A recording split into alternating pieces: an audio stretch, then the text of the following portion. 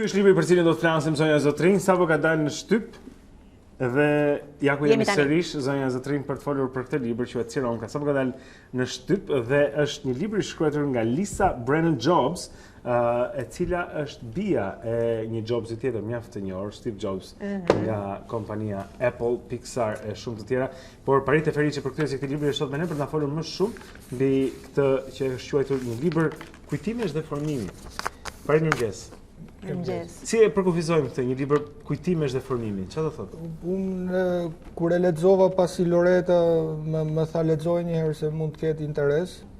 Unë e pash si një Bildungsroman, quhet në teorinë e letërsisë, një roman formimi, domethënë që merret me rritjen e një qenie njerëzore dhe trajton të gjitha peripecitë, ndrallat, gëzimet, hidhërimet dhe përpjekjet, ambicjet e një qenie njerëzore. Ka është një lloj zhanri që po themi fokusohet tek kjo, jo zhanret e mirëfillt apo e kuptoj. Nuk hyn tek memoristika e mirëfillt, sepse më shumë aty kemi detaje, jo linjë lineare rrëfimi. Kemi si epifani të vogla, detaje, skica, ku trajtohet, sepse në vetvete Lisa është e bija e Steve Jobsit, por nuk tregon Steve Jobsin, për Steve Jobsin din tashmë me dokumentar, me biografinë e Walter Isaacsonit që është përkthyer në shqip. Kurse unë e mora përsipër pikërisht për cilësinë e vet letrare, për mënyrën e qashtër dhe të shkrifët të rrëfimit që ka.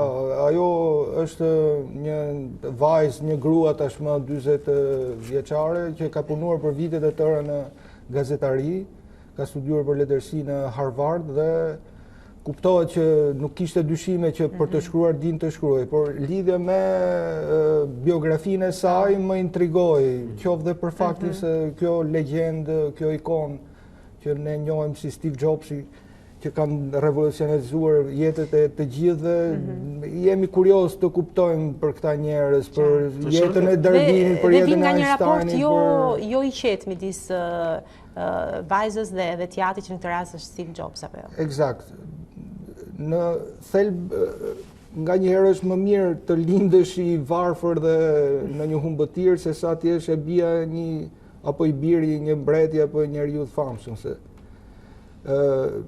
Për një mori arsyesh, Steve Jobs po pse e thoni? Pse, për shembull mund të lindesh biri një mbreti, po vëllai është ziliqar për ty ose ka frikën se do t'i marrësh fronin nesër dhe krijon disa intriga dhe marifete që janë më të rrezikshme se sa jeta e qetë në Karachi apo. Si ishte e paqetë jeta e Lisës në fillimet e saj? Është bija e dy prindërve të rinj, domethënë një të çmenduri genial si Steve Jobs, 20 vjeçar, dhe të ëmës, një artiste po aq e çmendur. Po flasim për një periudhë të kundër kulturës amerikane, ato të hipive, dhe si ëma si ati janë në adoleshencë dhe në një farë kuptimi pak të papërgjegjshëm për detyrimet që kanë ndaj asaj që bëjnë. Dhe patën disa peripeci ligjore, sepse nuk e njohu të bien, madje arriti deri aty sa që çon një vërtetim steriliteti nga një grup mjekësh, gjë e njohur tashmë.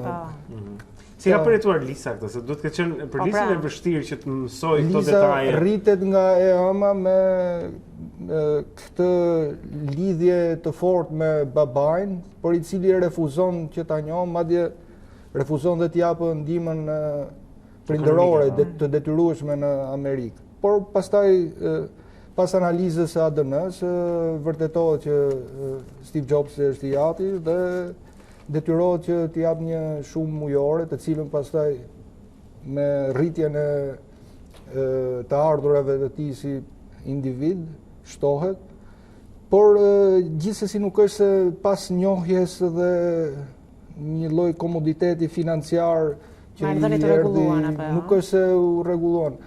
Në thelb në libër tregohet pikërisht kjo lidhje me on dhe off të shpeshta, me rrengje të vogla, nga njëherë të pafashme, nga njëherë enkas të liga djallëzore. Është në thelb një libër për një jetë njerëzore që e treguar thjesht dhe me sinqeritet, pa shmangur edhe ato pikat e dobta. Nuk është një ngritje në qell apologjetike figurës Steve Jobsit. Steve Jobsi del një qenie njerëzore me drithijet e tij, me relievin, me si u ndan ata në fund? Në fund u ndan si babai me të bien, që duhen fort dhe duke i kërkuar falje të bijes për mungesën e kujdesit dhe mungesën e vëmendjes që i kishte kushtuar në gjallit e tij.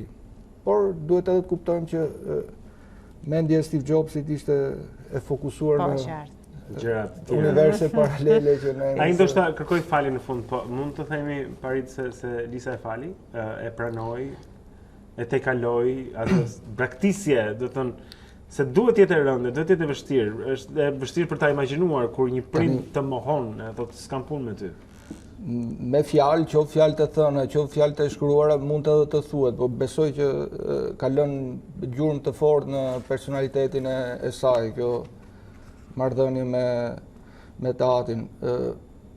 Gjithsesi, nuk është vetëm kjo lidhje prindërore, prindi-bie që rrëfehet në libër. Është, siç e thash, një spektër më gjerë që rrëfehet. Një vajzë që përcillet nga fëmijëria në pubertet, në adoleshencë deri në jetën e rritur dhe kuptohet që një gravitet të fortë përthithës si personazh ka Steve Jobsi. Pastaj është dhe ama, një artiste që nuk pati fat aq sa duhet në botën e artit dhe të tregut, por pastaj kemi dhe motrën e Stevesit, do të thënë tezën e Elisës, Hallën. Mona Simpson, që është gjithashtu një shkrimtare mjaft e njohur dhe në vetvete Steve Jobsi është një produkt i çuditshëm edhe nga ana gjenealogjike, se ai është nga familja Jobs, por është biri një siriani, Abdul Fattah Xhandal, profesor universiteti që dashurohet me një studenten e tij dhe faktikisht konceptohet në një udhtim të këtij çifti në Siri, në Damask, dhe kur kthen lind familja e kësaj të ëmës natyrale të Jobsit nuk pranonte futjen e një muslimane në familje, një travaj dhe andralla të her pas hershme për të si... Është si thua që vjen nga një refuzim, apo jo? Kështu që në një farë mënyrë duket sikur ngjasojnë jetët e... Refuzimi që trashëgohet në çdo... Kjo është interesante që është brez pas brezi, pra, sepse është e vërtet. Madje në biografinë e tij shkruar nga Isaacson, unë lexosh edhe për faktin që ai shkoi ta shihte teatrin që punonte në një restorant pa i treguar se ishte i biri dhe se ishte në merak se mos nëse ai e merrte vesh pastaj do të shkonte të kërkonte edhe mbas pasurisë së tij, e ti merrte ndonjë para, por Steve Jobs pati marrëdhënie shumë të vështirë që me sa duket ndikoi edhe në marrëdhënien me Lisën pastaj. Pastaj jati adoptiv, domethënë familja Jobs, Paul Jobs ishte një mekanik dhe ndofta nga kjo mori dhe atë lidhjen e fortë me të bërit e gjërave në anën praktike që e bashkuar me një imagjinat ndofta të theksuar dhe nga përdorimi i LSD-ve dhe i marijuanës në rinin e tij, sollën atë revolucion në qasjen ndaj kompjuterit që kemi sot fal një njeriu që mbyllet në garazhin e tij në Kaliforni. Braktis universitetin me kolegun e tij Steve Wozniak dhe jemi në një botë krejt tjetër në sajt atij njeriu. A ishte i vështirë për të përkthyer ky libër? I vështirë, jo. Në thelb është më e vështirë të përkthesh një prozë të shkrifët dhe të thjesht se sa një prozë të koklavitur. Se duhet të sjellësh të njëjtën cilësi transparence që ka dhe në origjinal. Por vështirësitë kryesore vinin nga kjo e bekuara nevojë për të shqipëruar çdo lloj termi, çdo lloj emri i individi për arsye të lakimit që në shqip vështirëson leximin në rast se e lën në origjinal. S'është gjithmonë e lehtë. Po pra. Ju e dini që janë gjëra që duhet t'i gjendet zgjidhja një herë e mirë dhe të bëhet një lloj zgjidhje permanente dhe të mos që këtë ku të referohet edhe përkthyesi. Kurse në thelb është gjuha amerikane e sotme, po pa e tepruar në slang edhe në argot. Çfarë mendoni se është lexuesi, po themi, tipik i një libri si ky? Kush do marr, kush do të interesohet për ta shijuar më shumë këtë? Po besoj kushdo që jeton me kohën, kushdo që në një farë kuptimi do të di se si ecën bota e sotme dhe si për shembull pse më kuriozoi në fillim Lisa. Unë kam qenë brezi i fundit që ka studiuar informatik në kohën e regjimit të kaluar. Edhe ne ishim me ato Commodore-t, IBM-t parahistorike në dispozicion. Dhe kishim gjithmonë këto legjendat që na vinin Lisa Apple.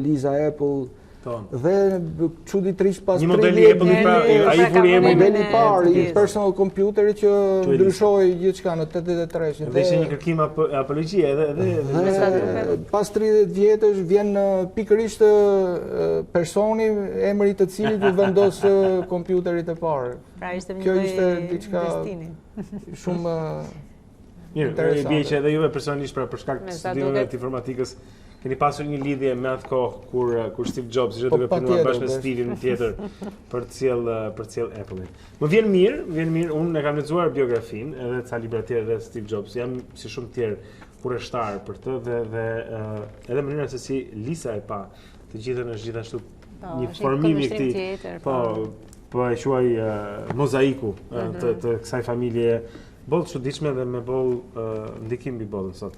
Parid Teferiçi, shumë faleminderit. Faleminderit ju. Libri do të jetë në panajër. Patjetër. Shumë mirë. Atëherë në panajër ky dhe të tjerë botime që ne ju kemi sjell gjatë emisionit tonë dhe të flasim për letërsinë që ja vlen të lexohet edhe të reklamohet. Këtë gjë e bëjmë me shumë qejf. Faleminderit Parid. Suksese.